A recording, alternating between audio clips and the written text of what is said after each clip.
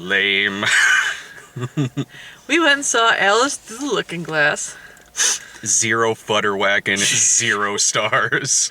There was so much less Futterwhacking than I expected there to be, which I suppose is a good thing. It's a terrible thing. I was waiting all the last 15 minutes of the movie for that stupid shit to happen again. There was a lot of being like this close to the Mad Hatter's face, which I found just about as disquieting as the Futterwhacking. Yeah,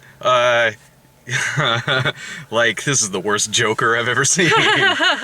The Joker... Like, why did they paint tiny mouths on his eyelids? Did you think that was what they were going for? Because it looked like the Corinthian from fucking Sandman. It looked which is like teeth around his eyelids. Oh, I was thinking that too. It looks like when you see some like horror movie and they got like their eyes pinned open, like a Malcolm, like Clockwork Orange, or like Opera or something like that, where they just got like just shit. What the fuck was that shit?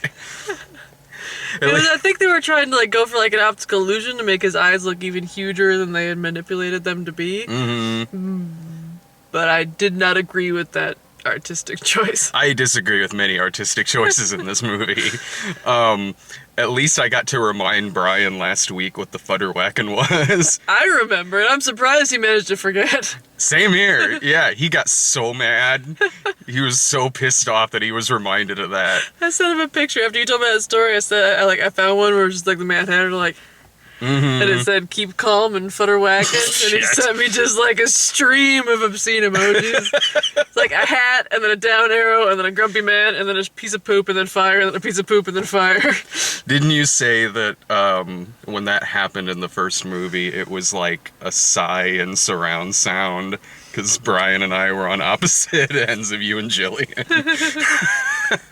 That sounds like me. And then I sighed again in this when it didn't happen. Because this movie was already so bad that it might as well have. Why not? This movie is actually a little more unintentionally hilarious than I thought it would be. Yeah, well, I liked Sacha Baron Cohen's character. So did I. Surprisingly enough. Like, 'cause I remember the first one, the only thing I liked about it were the costumes. And this one, the costumes were just mediocre. But Sacha Baron Cohen made up for it. Because, like, every once in a while he'd say something that seemed like probably it wasn't in the script, but that he had made up on the spot. Like, when he bonked his shoulder pad off of... Because there was these doorways that he was going through that were kind of him-shaped. Yeah. And as I was thinking that, he bonked his shoulder off of it, and he's like, stupid me-shaped doors. Sacha Baron Cohen is the only over-the-top performance in this movie where the over-the-topness worked. Like, it did, because him... like 98% of the people in this movie are hamming it up like crazy. But when he did it, it was less Gods of Egypt-y than everyone else in the movie. Anne Hathaway in this film. She was doing that bullshit in the first one. She was. I don't remember it being this annoying.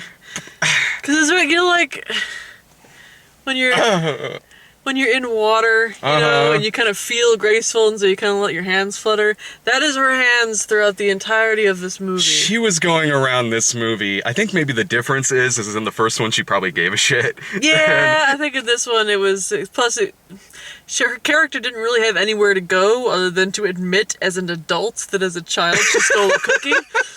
And so, like, I think that most of it was just her waiting around to have that revelation, and as she was doing so, it was very... And to give exposition like this. Like, oh, well, you perhaps they can be saved. You can go back in time. That's the thing we can do. Yes, we can't do it. Only you specifically can go back in time with the chronosphere. She should have won an Oscar for this movie. I'm sorry. She so should have, because, man, she acts in this movie like a flower child. Yeah. Like an extra from the Apple, or Hair, or something. Like, she thinks she's the Lizard Queen in this film. Yeah. Like, I feel like they were all doing impressions of something, and some of them you could kind of figure out, and some of them you couldn't. And I think that for her... aside from the fluttery hand things, she was doing her level best to do like a posh lady version of Frankenfurter from Rocky Horror Picture Show, because there was a lot of like... Yeah. fucking with her mouth when it was sitting still. And looking down her nose at stuff. I was thinking about Rocky Horror in this movie, and a lot of the costuming and the way people were acting was if somebody went to a Rocky Horror Picture Show live show if they've never seen the movie before. Like, put on a production of Rocky Horror Live. Yeah. But with the movie playing in the background, this is my impression of what Rocky Horror Picture Show is probably about. Yeah, like they've just kind of heard the soundtrack before. I've heard time is fleeting. Let's make it a man. And let's give him a gigantic hat. Helena Bonham Carter in this movie is sort of like... well, judging from the song, I think this might be what Magenta is like. Okay, her, I'm pretty sure, was doing an impression of Prince Hapnik in The Great Race. Yeah. Because she kept just screaming for the guards, which, okay, she was doing in the first one, but then she was also doing like, that laugh. Farewell, you good Leslie. I hope you win, I hope you win. General. Oh man, if a pie just hit her in the face at the end, out of nowhere, it doesn't show who throws it. Nope.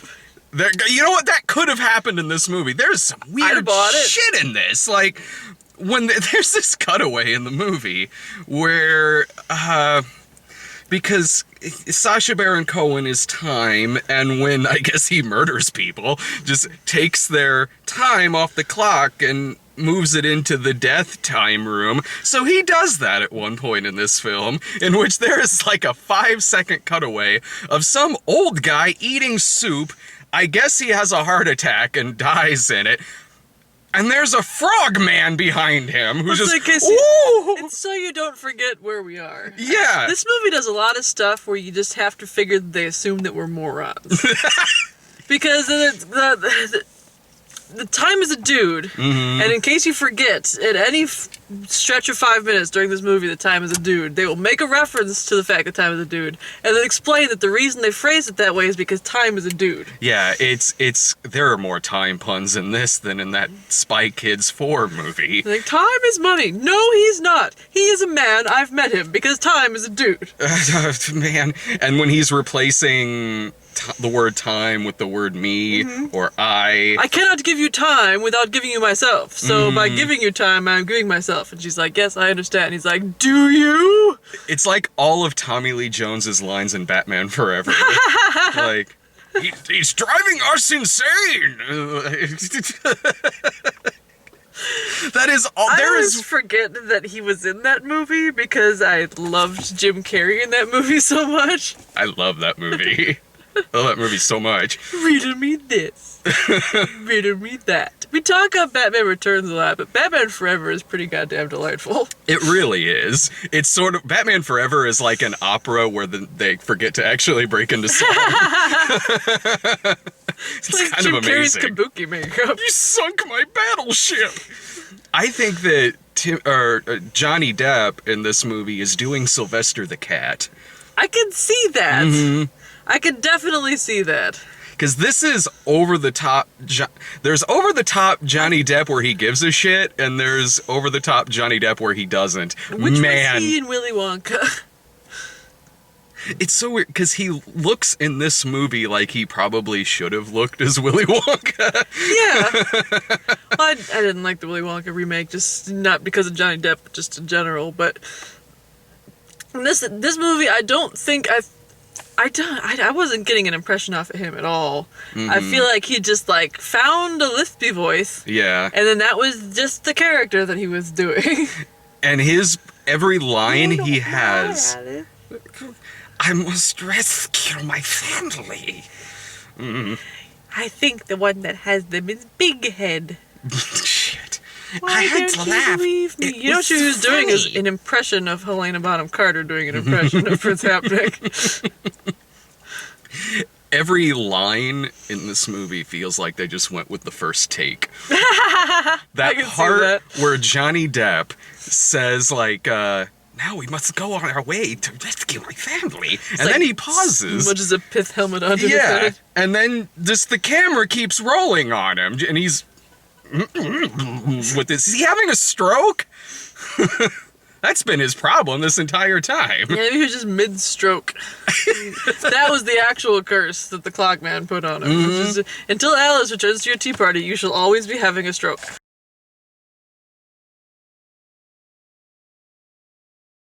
Man, there is a scene in this movie where it's them at the tea party, and all of the lines are just time puns. See, and if this is a better movie, you would have loved that. No, you're right. That's 100% true. It absolutely is, but it's like a lot of scenes in this movie that don't need to be there or just kind of go on, but at least some of it is like kind of unintentionally funny because this scene ends where time traps them just in 1 minute loop. I think it's supposed to be a revelation, like, oh, that's why it's always 1 minute till tea time when Alice meets them the first time. Oh, but the best part of that was where the camera pans out and you just hear, no! What worse fate could have befallen us? And, like, there's rabbits and... That's the March Hare, my friend. Yeah, and none of those characters have anything to do with this story, other than the fact that they were in the first movie. Yeah, most of the characters in the movie were, hey guys, remember me? Yeah, I remember you, talking dog. I can't get mad at something with a talking dog in it. You're broken again. God damn it! That was actually kind of funny when he fell off of the thing. That would have been hilarious. All my horses, all my men. Let's give it a shot. I was about to say that would be really funny if he was just not in the movie anymore after that, but he's not. He really isn't. I mean, they do put him back together again, but after they put him back together, he's just gone from this film. No, was that Michael Sheen? Because this movie, if Michael Sheen is not somewhere in this movie... I promise you he is. Because, like, you left immediately when the credits started rolling, but I stuck around because they looked like they were going to be pretty, and they were. And I noticed Martin Sheen's name came up right when they had, like, the little paper cutout of the egg guy, and so I thought maybe that was Martin Sheen, but I've always... Michael Sheen? Yeah, but I always have a hard time... No, Martin Sheen. I always have a hard time picking him out. Because he can do voices. Finding Michael Sheen in a movie like this is like the hardest Where's Waldo thing you've ever seen. Like I was thinking about Michael Sheen a few times in this. I was like, man, he's in here somewhere. This is right up his alley. Like this is like all of the hammy performances in this movie. This movie needs Michael Sheen in there somewhere because man, is he a master at that. What the fuck? I'd like to take it back to the fact that this movie figures you're a moron because there's a plot twist that they basically shove in your face in the first 10 minutes of the movie. And that's, the Mad Hatter finds his hat on the ground that he had made. It was the first hat he'd ever made. So he's like, oh, surely this means my parents are still alive. And Alice is like, no, that's dumb, they're dead. And he's like, well, fuck you for not believing me, and starts slowly dying of heartache. And so she goes back to the White Queen, like, oh, I go back in time. And so Alice has to go to the Time Master's time temple and watches him do the thing with the watches. Like, pulls one down, you're dead, guy falls into soup, walks it over to the dead room. Very deliberately walks us past the H section, and we know that the Mad Hatter's last name is Hightop, and so he goes, Higgleston, Higworth, just this big row of empty chains, not dead yet, and Headley, whatever. That's why you sighed during that. That is sure is. I was like, I kind of thought, like, did I space out for a second and miss some stupid joke? No, you missed them explaining the plot twist to us at the beginning of the movie. Yeah, I didn't think about that as the movie was going on, but it was less that the movie got me, because it wasn't like I was surprised. It was more just like I wasn't paying that much attention. There are over-the-top performances in this movie from characters who have no reason to be over the top. There's this, like, ball at the beginning of the film before we even go into Wonderland, and Alice shows up that fucking in that Chinese Duke or whatever dress, and you just hear this is such cartoonishly snooty, stereotypical old British guy. Like, you just hear it when she goes in. You just hear in the background people like, "Oh, preposterous!" Just like a Chinese acrobat. Yeah. Blah, blah, blah, blah. And there are old British dudes in this movie whose only lines are to just stand there and go like, Just mustaches akimbo. yeah, and like the guy who like who turned her down in the first movie, Hamish, I think was his name. is just so like, well, you can get your house if you sell us the boat. He's basically a Monty Python character. Yeah! Only without a punchline. Just like British and evil and... I've seen Eric Idle play this part before. Yeah, he's a twit. He's basically a twit. And so, yeah, he's like there's no reason for that character whatsoever except to be in the real world doing evil things to Alice's mother. So that the movie can have like the real world bookends that a movie like this always has. And also to have Alice be in the mental institution randomly in the middle, because I feel like at this point you can't make a reference to Alice in Wonderland without implying that she was in the mental institution. Yeah, all that did was make me be like I'm having what was that fucking Sucker Punch? Like I'm having Sucker Punch flashbacks. Sucker Punch. I was like, I wonder if this is what Sucker Punch was like. Oh, dude from Sherlock. Yeah. Is practically playing John Hamm from Sucker Punch. Which, okay, dude, it was the guy who plays Moriarty, whose name I can never remember because it's like a generic Irish man name. But like I don't care how bad the movie is, if he shows up and be like.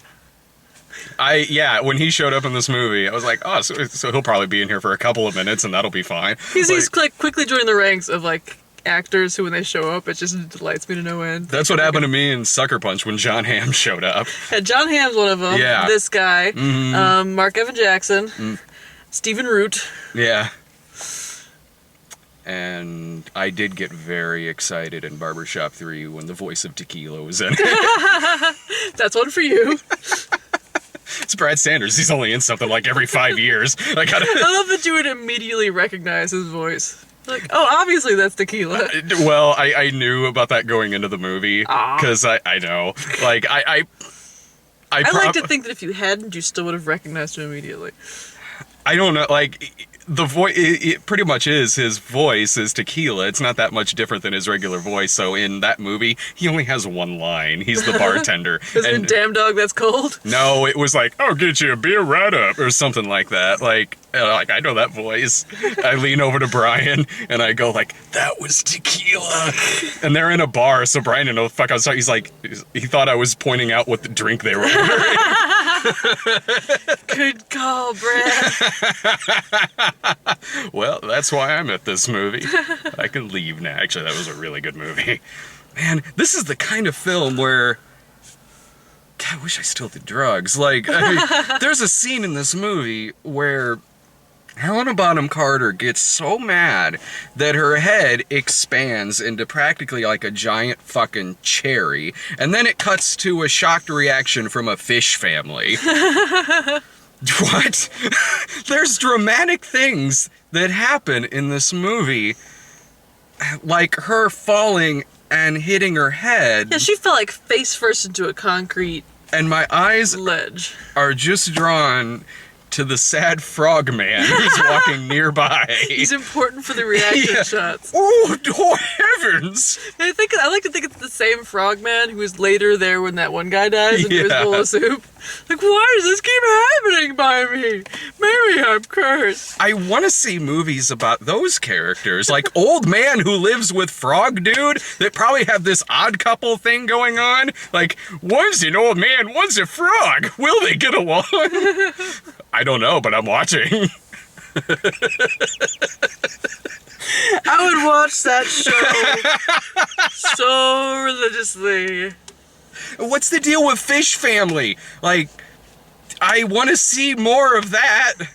Of these, I'd rather watch a movie. Fish Family being dismayed by stuff. Yeah, just like, just shocked about like silly things happening, like the princess's crown not fitting, even though they should have seen that coming. He wasn't even trying. He could just rested it there. Mm-hmm. There's like this whole big drama because they couldn't get the crown on the Helena Bonham Carter character. And it was just like he rested on her hair. It seemed stable enough, but he kept trying to like jimmy it down in a way that her head just wasn't shaped. Yeah. And you think as a hatter he would know not to do that? Yeah. And the hairdresser maybe should have known, like, let's leave like a crown-shaped hole in it. Yeah, let's get a more, like, crown-appropriate hairstyle for this occasion. Like, as this movie went on, I totally understood why Helena Bonham Carter's character is so pissed off. Well, first of all, because she's got brain damage.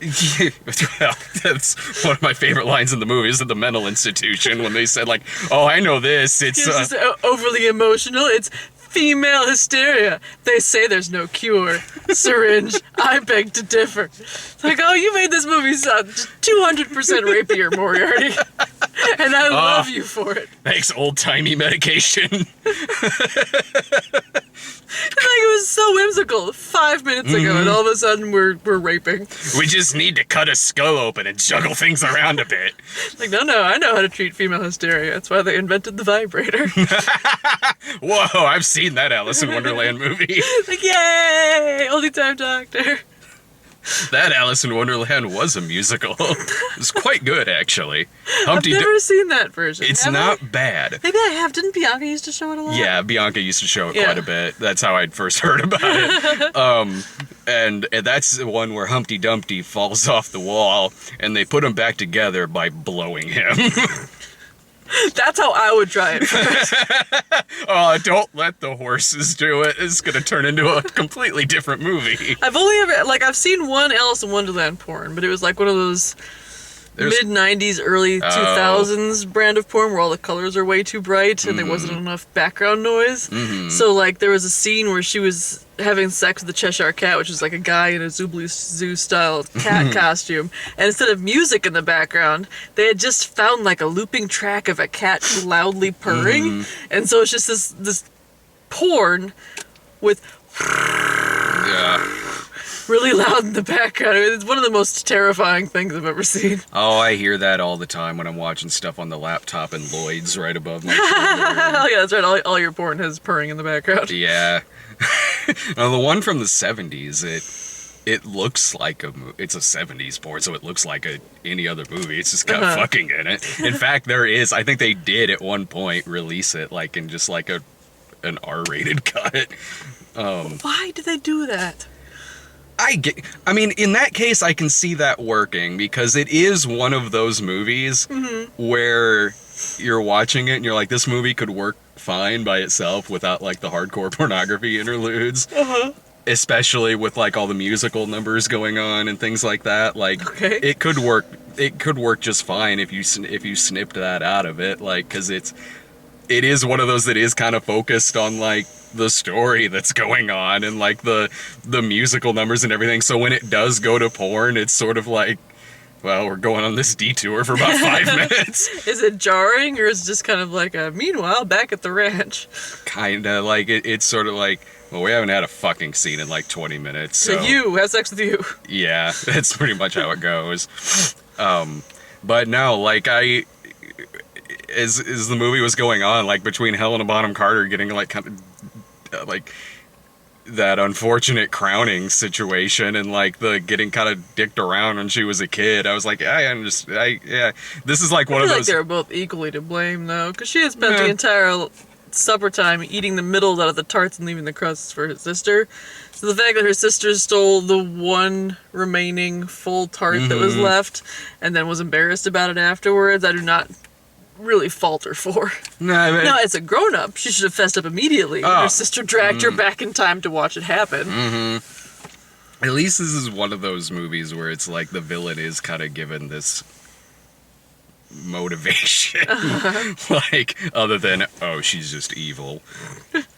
Not like fucking Hamish or whatever his name is. Yeah. He's evil because he's a man in that era. Yeah. That's true. It's kind of part of his job, I think. It's in his contract. Yes. And goddamn this movie. Shit. This is objectively speaking a worse movie than the first one was. But I wasn't. If you say so. Well, objectively, I thought this was a worse film than the first one. I thought this was unintentionally more hilarious than the first one. Yes to that. And I think most of the reason I put it just basically on par with the first one is because this movie was worse plot-wise, but then Yeah. it also had less Mad Hatter, which I thought brought it back up to about equal. I can see that. Yeah. This movie is a lot more cynical than the first film. This movie is a lot more contractual obligation-y than the first movie. At least in the first one, I felt like people were trying. Like, I felt the movie was trying. This one was more like, yeah, the first one made $1 billion, and for some reason, 6 years later, we're gonna make another one. Cause It felt like a Disney sequel. Like, this, hey children, this is what all these characters are doing now. I didn't ask, movie. Son of a bitch.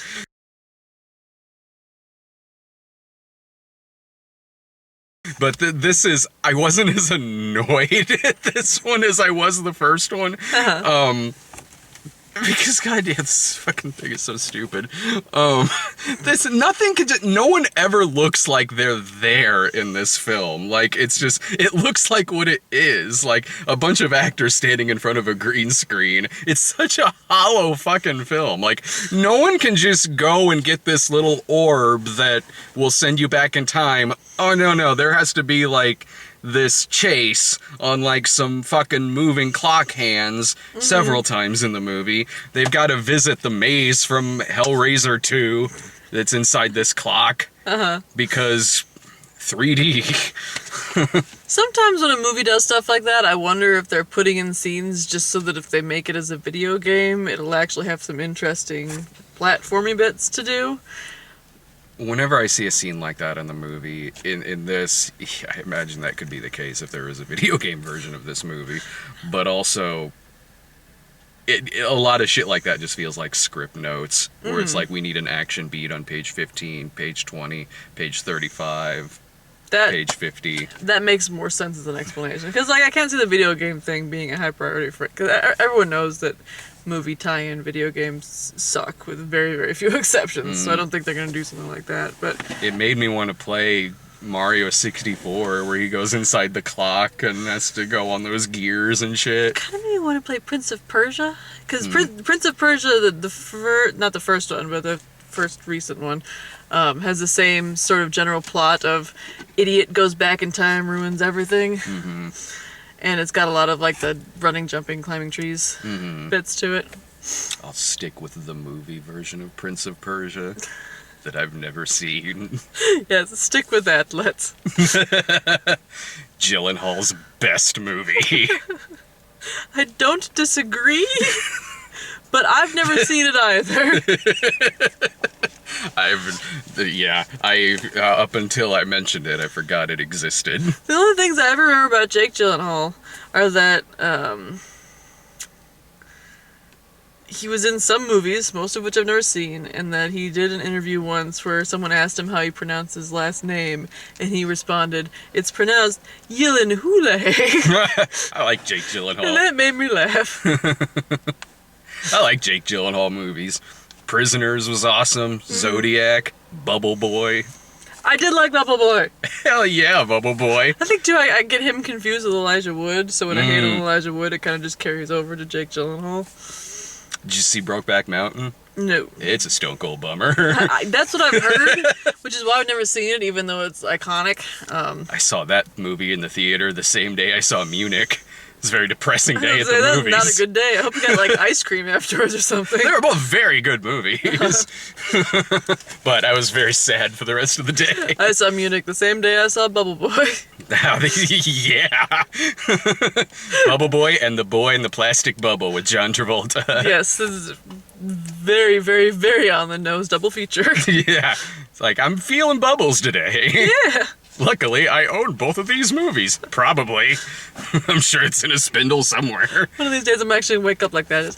I'm feeling bubbles today. Yep. And then I'll watch the Powerpuff Girls. Yep. And then I'll watch, I don't know, Michael Jackson something. Remember he had that monkey, you guys? You gonna watch The Wiz? Yes. Hell yeah. Love that movie. Did you watch the one they put on TV recently? No, I missed it. I haven't seen any of those live ones. Out of curiosity, I might watch the Rocky Horror one. That looks terrible. I have to, just because my Emily has been texting me like all caps. Have you seen? Look at this picture. Betrayal! Exclamation Betrayal. I'm like, all right, baby, I'll watch it with you, and we can bitch about it to each other. I'll watch it. I hope it's a success, so they do shock treatment afterwards. I'm sure that's exactly what. I hope so. Oh, they easily could. That movie takes place in a TV studio. And I'm sure that all the things that they're trying to talk about in shock treatment will hold just as true today as it did back then. Kind of does. Like the reality TV stuff, I can see. That's one thing I love about shock treatment. I find myself bitching in the kitchen regularly. Yeah. I sing about my toaster too. First you go rip, rip, rip. Why am I making a dress? I completely find myself saying, I'm gonna take over the entire human race. I find myself never saying that. Is it almost time for us to see? What time is it? 9:44. Oh. Shall we do previews? Yeah.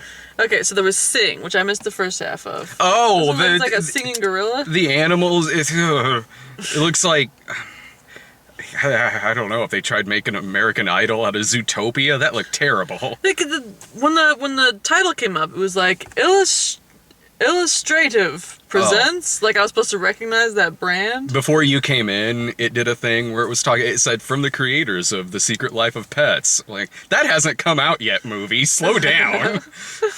Anything else that I would have heard of? Despicable Me, I think. Minions. Ratatouille. Ratatouille. I hope so. From the creators of Ratatouille. Oh god, that movie looked annoying.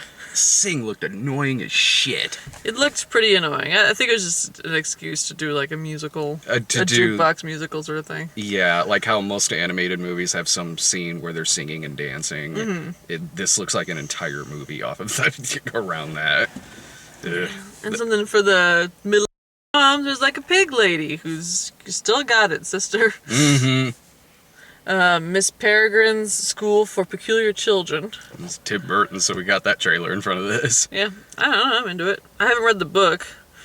It's a good trailer. It's a bestseller. I read that Percy Jackson, and it seems like that same sort of ilk, where it's like, let's write a book about magical children, and, Harry Potter.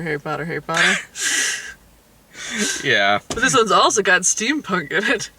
It looks less... maybe it's because there's been a while since there's been a Harry Potter movie, so it looks less piggybacky than, like, Percy Jackson did when that movie was made. But I want to see a good Tim Burton movie, so I hope it's good. Yeah, I'm into it. Speaking of Harry Potter, we got Fantastic Beasts and Where to Find Them, which I'm pretty psyched for. Yeah, that looks pretty entertaining. Colin Farrell and Colin Farrell hopefully reprising his role from The Winter's Tale. Oh, I was thinking that too during that trailer. I'm like, oh, I hope this is the same continuity. Like, there's gonna be a horse somewhere. It's gonna fly away. That could happen. The goddamn horse. Wow, it's the goddamn again. Shit. Colin Farrell, crazy Eddie Redmayne. All right, I'm into it. Kubo and the Two Strings. Gotten that trailer a bunch of times. It looks cute. Yeah, it looks like the sort of thing that you just immediately see on like Hulu and that. But I imagine it's pretty good. Is it like a dubbed version of something they made in a different country? Or? I don't know. That's a new trailer. I've seen the trailer a bunch of times, but I hadn't gotten this trailer before. Mm-hmm. I don't know what it's based on. Like, to me, the title sounds like some indie band that Dave would try to get me to see in Chicago. Dude, let's go see Kubo and the Two Strings. No. They're really good, I'm sure. I'd probably get... Okay, so I know for a fact you'd hate this band, but... So I agreed to go see fucking Toots and the Maytals. He's like, so there's this band that's on my bucket list, and I know for a fact you won't like it. I'm like, oh, we're a team. I will be there for you for moral support. And he's like, great. It's at an all-day reggae festival. Oh, God. I'm like, what have I done? All right, that Toots and the Maytals. All right. Dave, you owe me so many Huey Lewis in the News concerts. Yes, that is what I will say. I'll show him. I'll take his ass to Kesha. Ghostbusters. Which What's great about that trailer is no one has an opinion on it. I know. I'm about to say you haven't been talking about that on Tumblr at all. Me? Yes. Only because people are yelling at me because I spoofed James Rolfe's video. Which, okay, I watched that video. I didn't get that you were making fun of him specifically at all. I felt more like you were making fun of yourself. Most people who aren't whiny bitch fanboys knew exactly what I was doing with that video. Most people who don't have to be burp before bedtime. Hey, there was one person who compared me spoofing that video to making a joke right after 9/11. Exactly. Oh my god, I love the internet. Fucking the internet.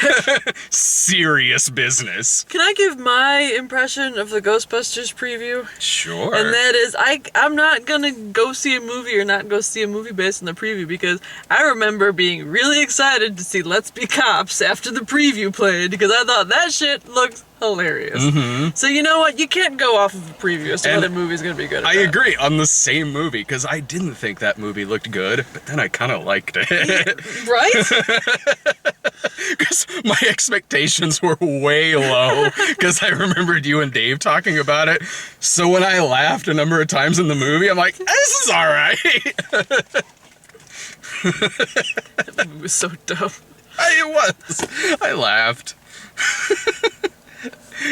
Yeah, we'll see. Maybe it'll be good. Fucking who knows. Beauty and the Beast. Oh, good fucking lord. I like to see Emma Watson working. I like that music that they play, and it's in the original cartoon too. They're like blam blam blam blam blam blam blam. It's a really really really pretty song, and so I feel like them using it was kind of manipulating me anyway. It's gonna be one of those where it's not another adaptation. It's a remake of the other movie. It is because they like when they play the like that kind of door creaking noise and it's a pitch black and you hear the voices of like Cogsworth and Yay.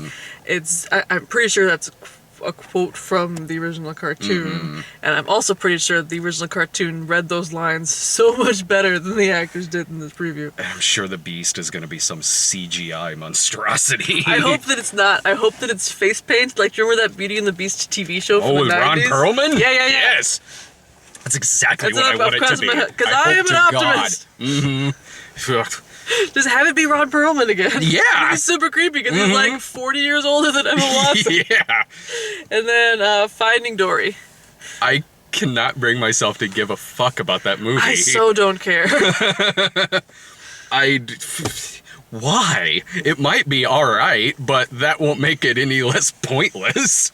I agree with both of those statements.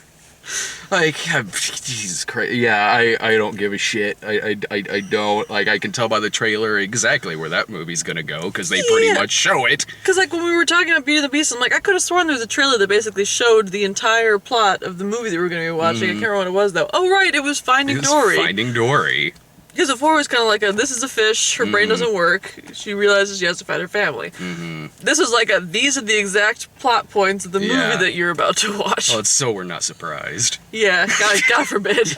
Maybe they assume that we have the same brain damage as this poor fish does, and then we'll just forget. Yeah, They'll keep repeating all those forgetful fish jokes, which they do 12 times in that trailer. Hello. Maybe it'll be alright. God, I love it when they haven't really come up for like a logo for a movie to put on, like, or the AMC, this movie coming on this date. So on Beauty and the Beast, it wasn't just like it was just block letters. Yeah, Beauty and the Beast. Charming. Yeah, well, because they made it fancy for just be our guest. Hashtag be our guest. And I wrote, like, is that what they're calling this movie? Like, what's the... Oh, right, Beauty and the Beast at AMC Theaters, March 17th. Hashtag every last inch of me's covered with hair. Fucking hell yes, Gaston. Man, I can't wait to see the Gaston casting in this. It better be good. I hope his chest is barreled. Yeah. Is that all the trailers? That's all the trailers. I gotta go You see gotta X-Men. go see X-Men, a 2.5-hour long movie. And I'm already tired. Yeah. More here soda. there. Aw. Later.